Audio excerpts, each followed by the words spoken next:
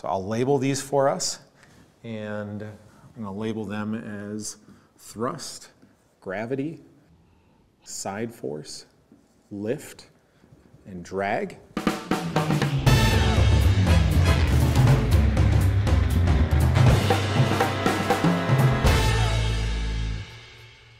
To figure out how far an airplane moves from one frame to the next, we need to know how fast the airplane is going. And that's the velocity. So the velocity is the rate of change of your position over time. But these forces, as they impact the aircraft, cause accelerations on the aircraft. And acceleration is the rate of change of speed from frame to frame. And so to get accelerations from forces, we have a simple equation that is F equals ma. Force equals mass of your plane, how heavy it is, times the acceleration acting on your plane.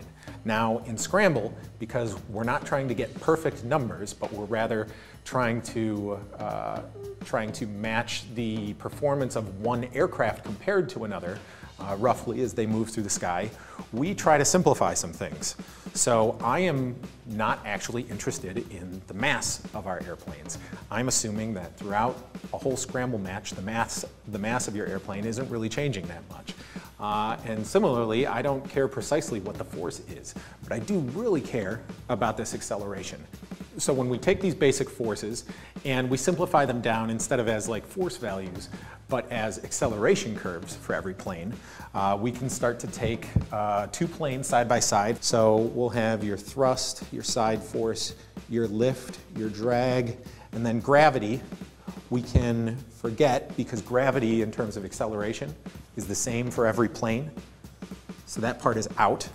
And when we compare all of these curves side by side that are varying for every plane, we get what's called a performance envelope. So we put all of these things together, every single airplane gets one of these table definitions, and then out come airplanes that all fly a little bit distinct from each other and are all very tunable. Thanks for sticking around for all of that. It was pretty dense.